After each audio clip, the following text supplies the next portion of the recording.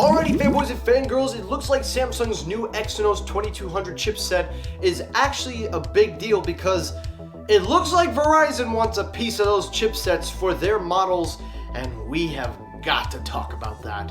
Also on today's episode, the Apple Watch Series 7 is going to be limited in availability, and we can see that we might be seeing less Apple Watch Series 7s on the market.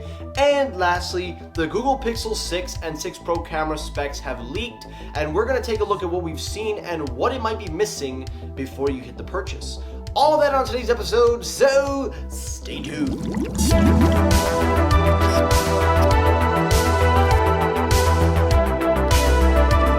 So story number one, the main story, the one that's going to be a big deal if this report is true.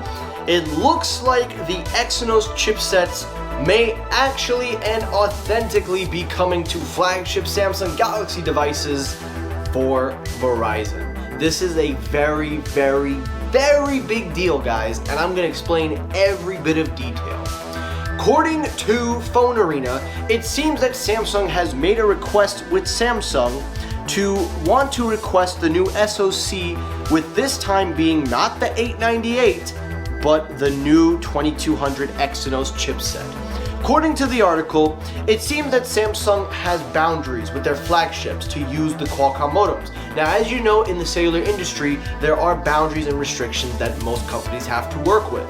So in North America, we have the Qualcomm chipsets. In South America, Europe, Asia, and other parts of Korea, they have the Exynos chipsets, and those are restriction and boundaries placed in those areas.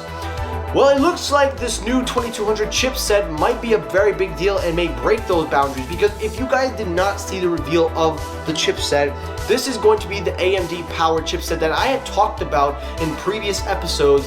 And taking a look at the benchmarks, they're on par with not only the Snapdragon 898, but they're on par with even Apple's own in-house CPU.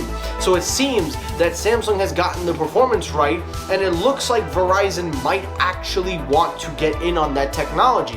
Now, before you go off and say that the Exynos is better than the Qualcomm modems or the chipsets, and you start saying the versa, let's talk about a couple of things before I give to my opinion. Number one, the reason that Verizon put in a request is because as negotiations stand, Samsung is offering lower price points to use their chipset for Verizon devices. Now, this doesn't mean that this is going to be exclusively for Verizon, but that doesn't rule out the possibility. By Verizon taking an initiative to want Samsung modems and Samsung hardware in their phones because they do sell ultra-wideband devices, this would be the perfect opportunity to do that. You would sell a Verizon model, and this would be the perfect Verizon model, as it would use, of course, Samsung's Exynos 2200 with AMD GPU. It will also have the edge in cellular technology, as it is the ultra-wideband edition of the Galaxy line. But also it brings less price onto Verizon, as they can afford better deals and better partnerships going forward. So those are just some things you need to take note of before we go any further with this report.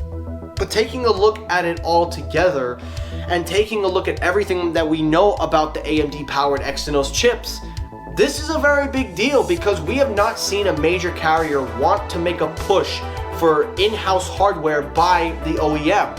Apple has always made their chipsets default, and Androids have used Qualcomm for the longest time.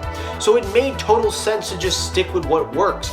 But when a carrier decides to make an offer and take an initiative to do something different that nobody wants to do, that shows you that there is something there. Not just with money, not just with boundaries, but there is an initiative, and Verizon seems to want to take that risk by using the Exynos chipsets. Now, to be fair, the Exynos chipsets do have a 50-50 history, but it would allow for better optimization for the Galaxy devices. It will allow Samsung to have better software support. Their ecosystem might actually be a lot better with their in-house CPUs. And most of all, this will probably open the doors to new possibilities with Samsung trying to get their Exynos flagship chipsets into the North American market. So I actually want to hear your thoughts about this, because this is actually a big story, and I had already talked about the AMD Snapdragons, and I've talked all about these chipsets in the past. So Let me hear your thoughts down below. Do you think by Verizon taking the initiative, is Big Red posing a threat to other carriers by wanting Samsung's technology as an exclusive or as something to bring to the market? Let me hear your thoughts down below. Alrighty, story number 2, keeping up with the whole smartphone industry, let's switch over to the smartwatch. Now, as you know, the Apple Watch Series 7 is on its way, no surprise there, but do not expect it to be available anytime soon. According to Mark Gurman, it says here that the Apple Watch Series 7 will be announced alongside the iPhone 13, but in very limited quantity. According to Gurman, he claims that a couple of his colleagues have said that the new displays in the Apple Watch Series 7 have caused a lot of production headaches. When this happens, there are 3 outcomes: a delay until the issue is fixed, a product launches in small quantities, or of course, the device is announced on time but goes on sale later.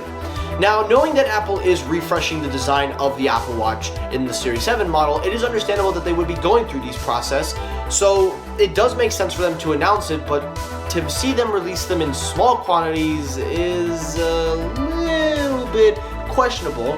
But I understand they want to keep the fall system intact, so I understand they want to keep that going. So I'm not going to argue that. But if I'm Apple and I'm seeing that there's a lot of problems with production and they cannot meet the demands, if I'm Apple, I would announce the product and announce them that they will be available at a specific time alongside when the premium iPhone 12 and the 12 Pros go on sale. Because as you guys know, Apple does have a significant gap between the Pros and the standard 12. So just have the watches available for when the Pro launches, and that would be easier instead of doing small little bits and quantities. But that's just my opinion. And last story, the final story, the Google Pixel 6 Pro photos have leaked. Now, according to several of these articles, we have seen that the Pixel 6 Pro is capable of handling some great photo and their quality stands for itself in the images.